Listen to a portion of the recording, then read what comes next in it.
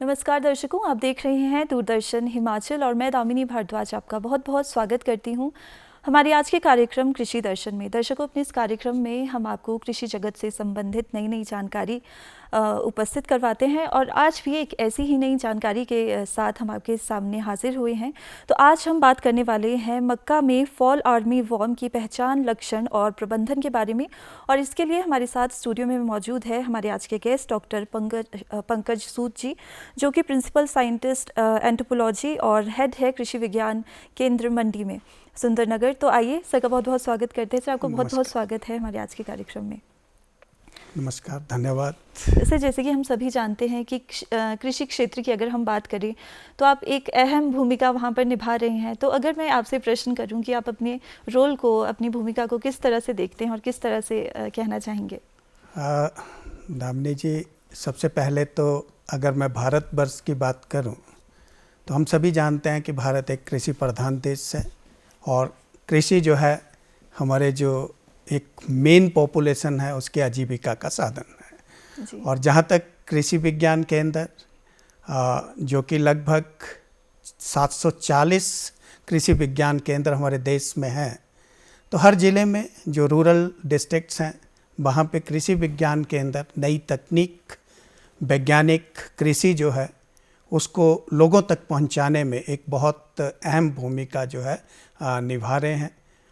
सटीक जानकारी, नई तकनीक के साथ लोगों को जोड़ना और उनके साथ मिल के जो है उनके खेतों तक नई तकनीक को लेके जाना, ये कृषि विज्ञान केंद्र के जो है वो मुख्य कार्य हैं।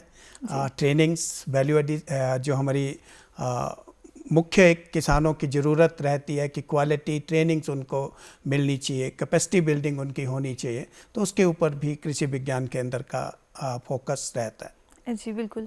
तो डॉक्टर साहब, जैसे कि आज हम फॉल आर्मी वॉर्म के बारे में बात करने वाली हैं, तो सबसे पहले तो मैं जानना चाहूँगी ये क्या है ये और किस तरह से हम इसे समझ सकते हैं और किस तरह की समस्याएं जो है फार्मर्स को, हमारे किसान भाइयों को आजकल इससे देखने को मिल रही है?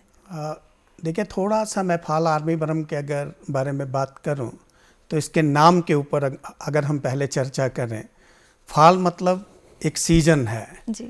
तो, और आर्मी का मतलब एक झुंड। बिल्कुल। तो इसका नाम जो है इसी वजह से पड़ा है क्योंकि ये कीट विदेशों से आया एक इन्वेजिव पेस्ट है जी। इंसेक्ट है जो कि फसलों को नुकसान करता है। तो इन्वेजिव वो स्पीसीज होती हैं जो कि दूसरे देशों से किसी दूसरी जगह पे आती हैं और फिर अगर उनको फेवरेबल क्लाइमेट मिलता है तो वहाँ पे ये बहुत ज़्यादा नुकसान करना शुरू कर देती हैं। तो ये जो फॉल आर्मी वर्म है ये भी एक कीट है जो कि लेपिडोप्टेरा, जो हमारे तितलियाँ और पतंगे जो होते हैं उसी ऑर्डर से बिलोंग करता है। और इनके जो है वो मोथ जो है वो वयस्क होते हैं, लेकिन नुकसान जो करते हैं वो इनके बच्चे, जिनको हम लार्वा कहते हैं, वो सबसे ज़्यादा नुकसान करते हैं। और शुरू में क्योंकि ये लार्वा एक आर्मी की तरह जो है झुंड बना के चलते हैं, जिससे जिस इनके रास्ते में जो भी वेजिटेशन आती है उसको ये पूरी तरह से नुकसान पहुंचाते हैं। इसीलिए इसका नाम जो है वो फॉल आर्मी वर्म पड़ा।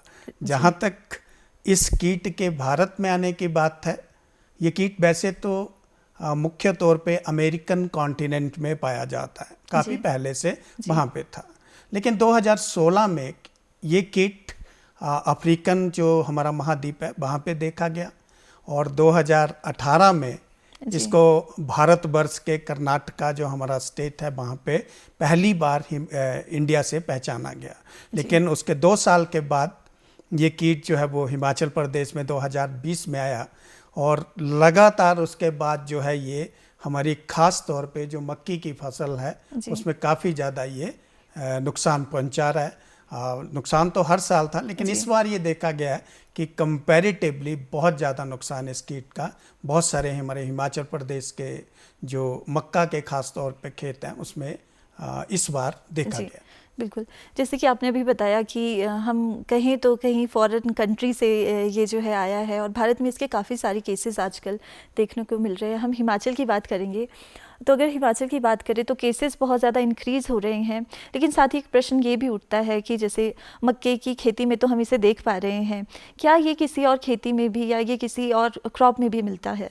हाँ बिल्कुल, ये एक पॉलीफेगस कीट है। पॉलीफेगस का मतलब होता है जो बहुत सारी फसलों को नुकसान पहुंचा सकता है। जी इसका जो वैज्ञानिक नाम है वो है स्पोडोप्टेरा फ्रूजीपर्दा। जी तो स्पोडोप्टेरा ग्रुप जो है वो मैंने बताया कि लेपिडोप्टेरा ऑर्डर के अंडर आते जी। हैं, और स्पोडोप्टेरा का दूसरा एक इंसेक्ट जो है वो भी नुकसान करते हैं, लेकिन स्पोडोप्टेरा फ्रूजीपर्दा जिसकी हम आज बात कर रहे हैं, फाल आर्मी बरम, ये सबसे ज़्यादा नुकसान कर रहा है। और मक्का के अलावा इसको ज्वार, बाजरा, इवन गेहूं में, धान में, कपास में, मूंगफली में, और इवन कुछ सब्जियों में भी जो है अब इसको देखा गया है कि उनमें भी ये नुकसान पहुंचा रहा है। और आने वाले टाइम में हमारे लिए कि एक मुख्य मैं चेतावनी भी कह सकता हूं कि अगर इस तरह से ये नुकसान करता है और दूसरी फसलों में भी इसका नुकसान इसी तरह से जैसे मक्का में हो रहा है, तो शायद ये एक बहुत ही हमें विचार करने की ज़रूरत है और चिंतन करने की ज़रूरत है कि कैसे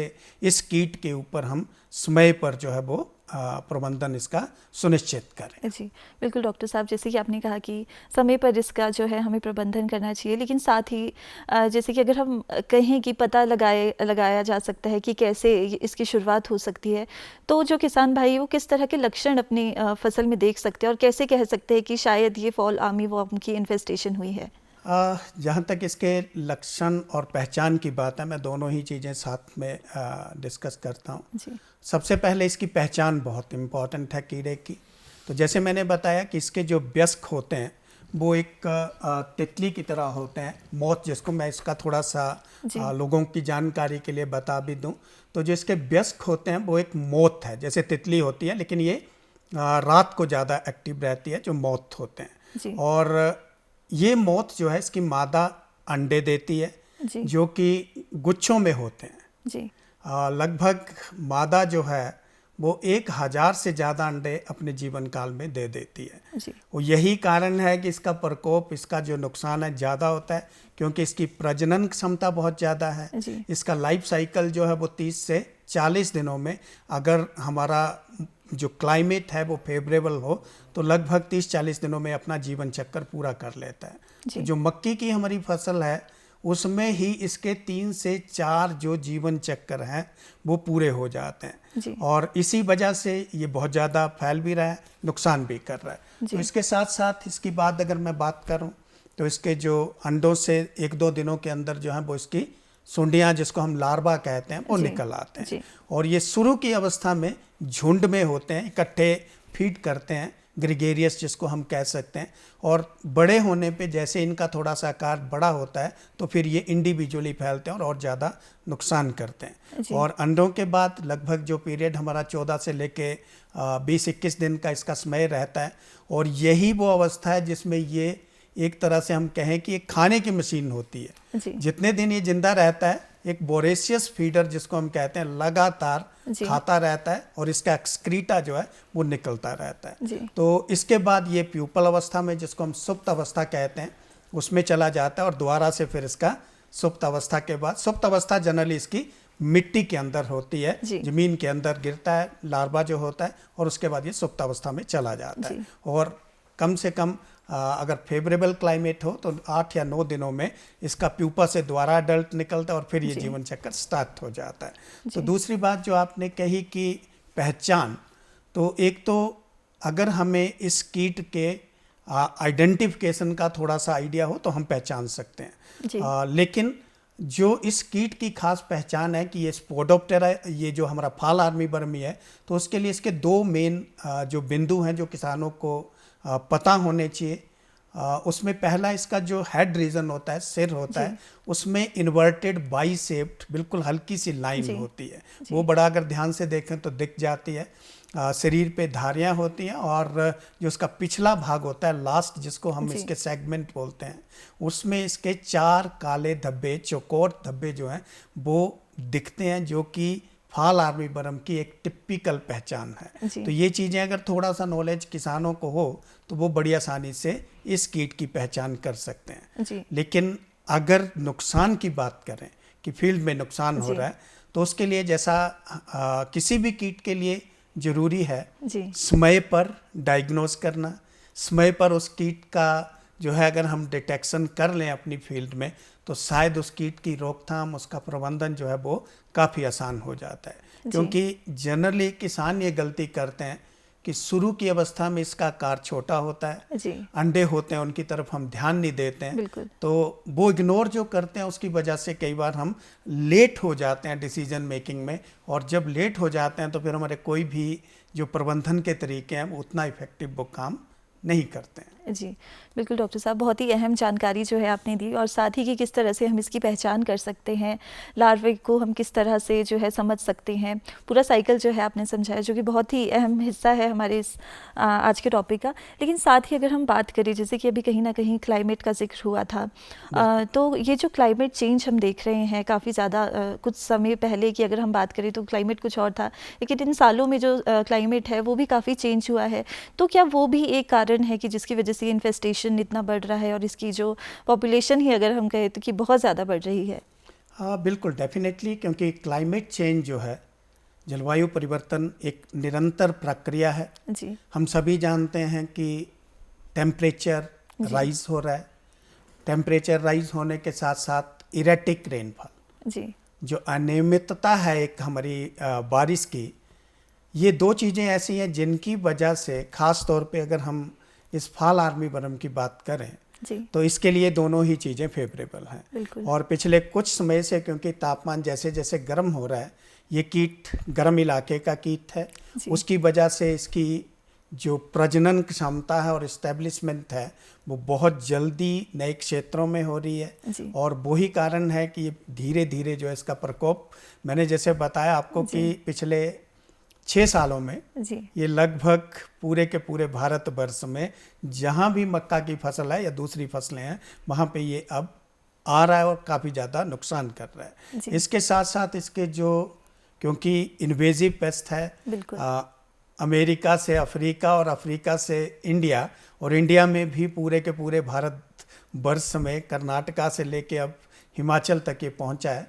तो उसका एक और कारण है कि इसकी फ्लाइट रेंज जो है, जी जो उड़ने की क्षमता है, इसकी जी। डिस्टेंस ट्रैवल करने की क्षमता है, वो बहुत ज़्यादा है। एक दिन में इसके जो वयस्क होते हैं, मौत जो हैं, वो लगभग 80 से 100 किलोमीटर तक ट्रैवल कर लेते हैं। जी तो इसी वजह से शायद ये बहुत जल्दी नए क्षेत्रों में फैल रहा है, और क्लाइमेट चेंज की वजह से शायद इसको नए क्षेत्रों में इस्टेब्लिशमेंट जो है वो बहुत ईजी हो रही है, जी और ये काफ़ी आसानी से जो है वो नए क्षेत्रों में भी अब नुकसान करने में सक्षम हो पा रहा है। जी बिल्कुल डॉक्टर साहब, एक प्रश्न जो मेरे मन में उठ रहा है, जैसे कि अभी आपने पूरा इसका लाइफ साइकिल एक एक्सप्लेन किया कि किस तरह से लार्वा जो है बड़े बनते हैं, और उसके बाद कहीं ना कहीं जो जिक्र हुआ वो मिट्टी का भी जिक्र हुआ कि मिट्टी पर आखिरी स्टेज पे ये रहते हैं। तो एक कहीं ना कहीं जो किसान भाई ये कार्यक्रम देख रहे हैं उनके मन में ये प्रश्न भी आ रहा होगा कि जब मिट्टी में होते हैं वहाँ से एक न्यू लाइफ साइकिल जो है इनका स्टार्ट होता है, तो मिट्टी में इसे किस तरह से हम ख़त्म कर सकते हैं, और क्या प्रक्रिया है जो हमें फॉलो करनी चाहिए उस समय? दामिनी जी, आपके थ्रू मैं किसान भाइयों से जो इसके प्रबंधन की बात आप कर रहे हैं, उसके लिए मैंने जैसे बताया कि सबसे इम्पॉर्टेंट जो है इस कीट के लिए या दूसरे कीटों के लिए भी, जब भी हम कीट नियंत्रण की बात करते हैं तो उसके लिए सबसे पहले निगरानी जो है वो बहुत ज़रूरी है कि टाइम पे हमें पहचान हो जाए। और इस कीट का, क्योंकि जो सुप्त अवस्था है जब आपका सर्दियों का टाइम आता है, क्योंकि ये कीट जो है मक्का का मेन कीट है, हमारे प्रदेश की बात करें, और मक्का जो है वो खरीफ सीजन की फसल है। जैसे आजकल हमारा ये मेन सीजन चला हुआ है, और आप काफ़ी किसान भाई आजकल चिंतित भी हैं जहाँ जहाँ मक्का की फसल है कि इस कीट का प्रकोप काफ़ी ज़्यादा इस साल देखने को मिल रहा है। तो ये सुप्त अवस्था जो इसकी प्यूपा जिसको हम बोलते हैं वो मिट्टी में होता है, और जब हमारी मक्का की फसल ख़त्म होती है तो एक तरह से डोरमेंट जो इसका पीरियड रहता है, जब सर्दियाँ होती हैं तब ये एक्टिव नहीं होता है, तो उस टाइम पे ये जनरली प्यूपल स्टेज में जो है सर्दियों में अपना टाइम जो है वो गुजारता है, लगभग 5-6 महीने के आसपास। और जैसे ही समर का टाइम आता है, जब मक्की का टाइम आगा, उस टाइम द्वारा ये मिट्टी से वयस्क बन के निकल आता है और इसका नुकसान शुरू हो जाता है।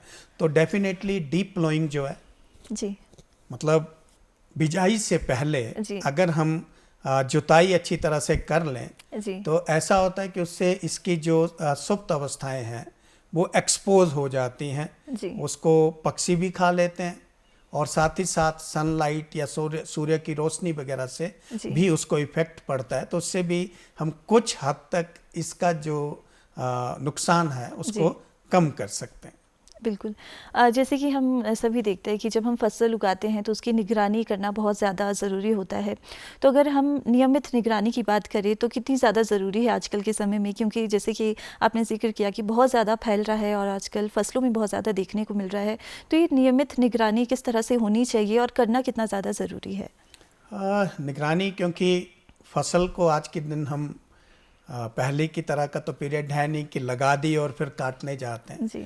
आज का दिन वैज्ञानिक खेती का दौर है और जो किसान भाई खेती कर भी रहे हैं जी। वो व्यावसायिक खेती की तरफ अब जो है वो ज़्यादा जुड़ रहे हैं। न केवल मक्की की बात बल्कि दूसरी फसलों में भी, सब्जियों की बात करें तो वो व्यावसायिक खेती की ओर उनका ध्यान ज़्यादा है। और जब हम व्यावसायिक खेती की बात करते हैं तो उसमें प्रेसिजन फार्मिंग जो है जी। वो बहुत इम्पॉर्टेंट होती है कि समय पर किसी भी चीज़ के लिए उचित कदम उठाना जो है जी। वो उतना ही इम्पॉर्टेंट है जितना हम बाकी चीज़ों को ध्यान देते हैं। तो और जहाँ तक कीटों की बात है, क्योंकि समय पर अगर हम निगरानी नहीं करेंगे तो उसकी समय पर पहचान नहीं हो पाएगी, उसके लक्षणों का हमें पता नहीं चल पाएगा। तो हमें ये ज़रूरी है कि इस कीट के लिए ख़ास तौर पे अकेले कई बार मुश्किल होता है, और अगर आप अपने खेत में कर भी रहे हैं प्रबंधन तो ये ऐसा तो नहीं है कि वो दूसरे के खेत से आपके खेत में नहीं आ सकता है। तो हमें मिल के, जैसे हमारे एफपीओज हैं, कोई ग्रुप हैं, सभी लोगों को मिल के जो है इसकी जैसे नियमित निगरानी, हम वीकली मॉनिटरिंग कह लें, उसको करना चाहिए। और अगर हम इसके लिए एक ट्रैप आते हैं, प्रपंच जिसको बोलते हैं, फिरोमोन ट्रैप जो है वो भी अवेलेबल है मार्केट में। तो उन फिरोमोन ट्रैप को अगर हम लगा दें मक्की के खेत में तो उससे ऐसा होता है कि इसके जो मेल मोथ होते हैं, नर जो वयस्क होते हैं, वो उस ट्रैप की तरफ आकर्षित होके उसमें कैप्चर हो जाते हैं ट्रैप में। तो उससे हमें कम से कम ये आइडिया लग जाता है कि ये कीट कब जैसे हमारे खेत में आया, क्योंकि जब तक वयस्क नहीं होंगे तब तक उनके अंडे नहीं आएंगे। तो नर आएगा तो मादा भी होगी। तो अगर हमें समय पे ये पता लग जाए कि नर कीट जो है इसमें ट्रैप में आने शुरू हुए हैं, तो उसके बाद हमें ये आइडिया हो जाता है कि इसके लगभग 7 या 10 दिन के अंदर अंदर वो कहीं ना कहीं एग लेइंग आपके खेतों में हो सकती है। और ये कीट जो है वो निगरानी की बात करें तो हमें शुरू से ही, जैसे मक्की की फसल हम लगाते हैं उसके 10-15 दिनों के अंदर ही कई बार इसका प्रकोप जो है वो देखने को मिल जाता है। तो शुरू से ही निगरानी हमें रखनी चाहिए। और जो लक्षण इसके इनिशियल होते हैं, जो हमारी मध्य कलिका होती है, भल्स जिसको बोलते हैं हम मेज के, ये कीट के जो लार्वी हैं वो उन भल्स के अंदर जो है होल करता है, सर्कुलर होल जो है लीफ के ऊपर, जो नए पत्ते आते हैं उनके ऊपर भी पूरा उसको काट के खाता है। और फिर जो इसके वल्स हैं मध्य कलिका, उसमें ये घुस जाता है। और कई बार जैसे ये अंदर फीड करता है, मैंने बताया कि ये एक बोरेशियस फीडर है, तो जितना वो अंदर खाता है ना उतना ही इसका एक्सक्रीटा जो है, मल जो होता है वो कई बार उस मध्य कलिका भल्स जो होता है उसके आसपास जो है वो देखा जा सकता है। वही इसके इनिशियल सिम्टम्स जो है वो हम पहचान सकते हैं। ऐसा मल दिखे आपको अगर मध्य कलिका के आसपास, भल्स के आसपास, तो हमें समझ जाना चाहिए कि ये फाल आर्मी वर्म का अटैक है। और जैसे जैसे फसल बड़ी होती है ये नए जो हमारे बल्स निकलते हैं उन पे भी अटैक करता है। और थोड़ा सा भुट्टे लगने की अवस्था में जैसे ही उसमें कॉब्स आते हैं या भुट्टे आते हैं तो ये उनके अंदर भी घुस जाता है और कॉब्स को भी काफ़ी ज़्यादा नुकसान करता है। और अगर इसका सही टाइम पे हम नियंत्रण ना करें तो ऐसा भी देखा गया है कि पूरी की पूरी फसल जो है वो बर्बाद हो सकती है। और इस बार बहुत सारे हमारे हिमाचल प्रदेश में भी किसानों ने इस बार देखा है कि काफ़ी ज़्यादा फसल का नुकसान उनको झेलना पड़ा है। लेकिन ऑन एन एवरेज भी ये 30 से लेके 70% की क्षति जो है ये कीड़ा अलग अलग क्षेत्रों में जो है वो वैज्ञानिक जो स्टडीज़ हुई है उसमें देखा गया कि इतना नुकसान ये करता है। जी बिल्कुल डॉक्टर साहब, जैसे कि बहुत इंपॉर्टेंट इन्फॉर्मेशन अभी आपने दी, लेकिन साथ ही अगर जैसे कहीं ना कहीं प्रिवेंटिव मेजर्स की आपने बात की कि ट्रैप लगाना चाहिए, और साथ ही जो डीप प्लोइंग की आपने बात की थी वो भी है, तो क्या इसी तरह से कोई और भी प्रिवेंटिव मेजर्स है जो किसान भाइयों को लेने चाहिए ताकि वो इससे दूर रह सके? बिल्कुल, 2-3 चीज़ें मैंने बताई कि निगरानी बहुत ज़रूरी है जी। और निगरानी में भी हमें सामूहिक एक तरह से निगरानी करनी चाहिए ताकि पूरा का पूरा एरिया हमारा कवर हो सके। दूसरी चीज़ ट्रैप की मैंने बात की, उससे हमें टाइमली जो है पता लगता है कि कब जैसे कीट हमारे खेत में आया। इसके अलावा कुछ हमारे मित्र कीट भी होते हैं जी जो कि इसके लिए इसको खाते हैं और इसको एक तरह से भोजन के रूप में जी ग्रहण करते हैं। जैसे एक चीज़ मैंने बताई कि डीप फ्लोइंग से पक्षी, तो बिल्कुल पक्षी भी काफ़ी ज़्यादा जो है इस कीट को मतलब एक तरह से खा के जी उसकी पॉपुलेशन को कम करते हैं। इसके अलावा ततैया है, जी शिकारी कीट है, जी स्पाइडर्स हैं, मकड़ियाँ वगैरह हैं। जी ये बहुत सारे ऐसे हमारे मित्र कीट हैं जो कि मेज इकोसिस्टम में, जहाँ पे मेज की खेती होती है, जी वहाँ पे रहते हैं और इनकी पॉपुलेशन को कम करने में काफ़ी ज़्यादा हेल्प करते हैं। जी इसके अलावा कुछ हमारे जो जैविक कीटनाशक हैं, जी जैसे उसमें एक बेसिलस थ्योरिनजेनेसिस बीटी के जी नाम से। बिल्कुल डॉक्टर साहब, इसी बात पे मैं आगे आने वाली थी।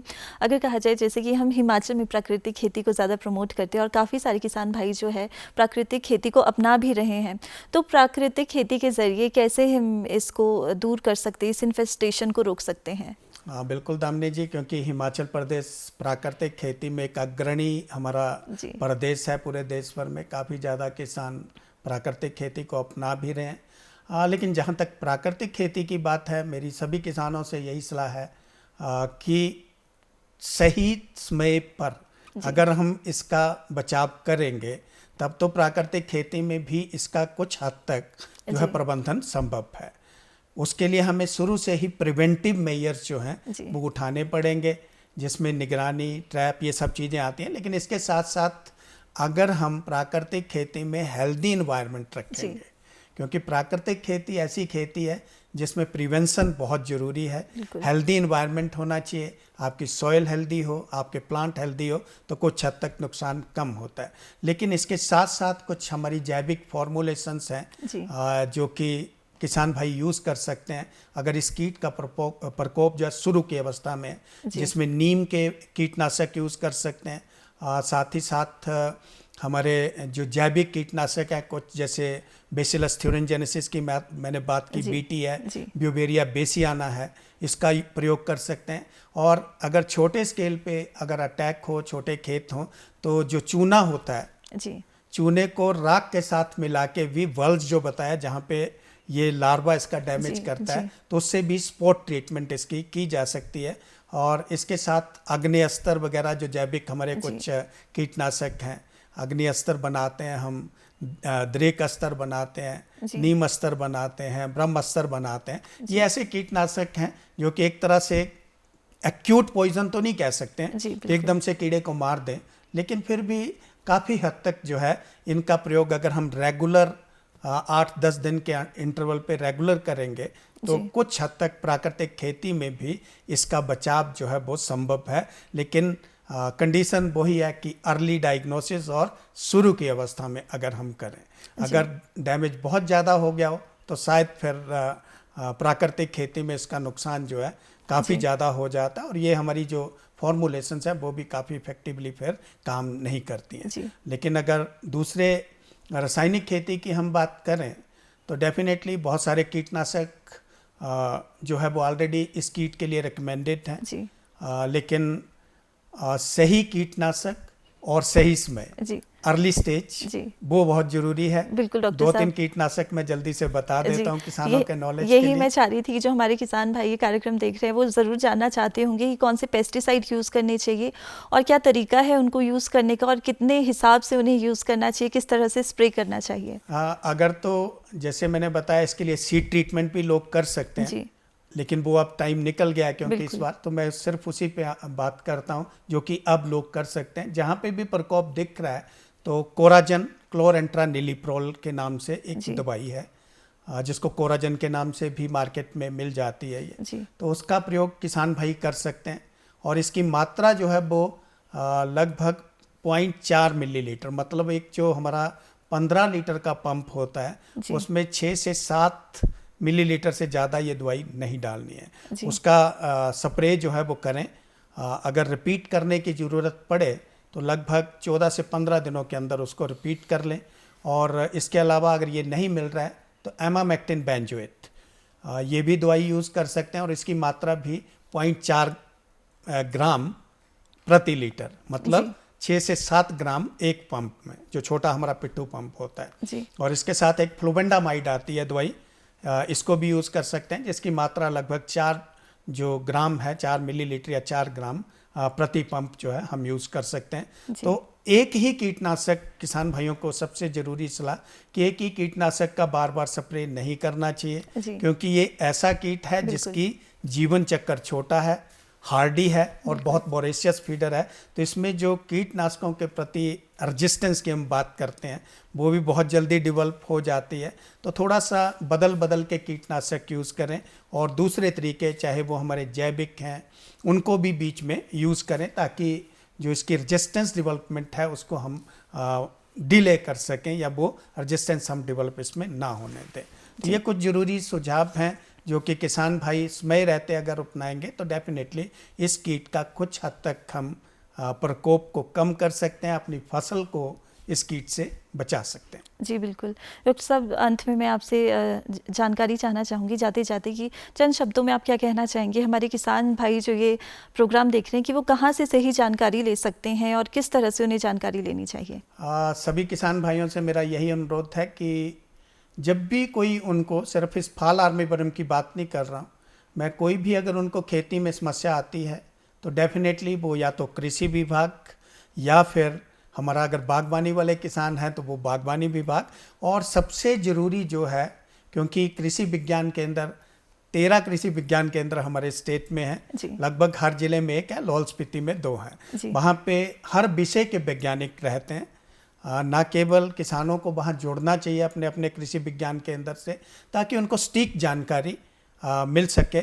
और हम लोग ये प्रयास भी कर रहे हैं कि फार्मर्स के व्हाट्सएप ग्रुप हैं उनमें भी इसको साझा कर रहे हैं। प्रिंट मीडिया में रेगुलर हम एडवाइजरी जो हैं वो लोगों को इशू करते हैं। और हमारा जो प्रसार शिक्षा निदेशालय है यूनिवर्सिटी का, पालमपुर एग्रीकल्चर का, तो वहाँ से हम फोर्टनाइटली एडवाइजरी जो है किसानों के लिए देते हैं। और इस बार भी कोशिश पूरी रही है कि लगातार फाल आर्मीवर्म के ऊपर हम सटीक जानकारी लोगों को देते रहें। आपका बहुत बहुत धन्यवाद। समय की थोड़ी सी कमी रहती है हमारे पास, लेकिन जैसे कि जानकारी आपने दी कि जो किसान भाई ये कार्यक्रम देख रहे हैं वो अपने नज़दीकी कृषि विज्ञान केंद्र जा सकते हैं और वहाँ से ज़्यादा से ज़्यादा इन्फॉर्मेशन ले सकते हैं।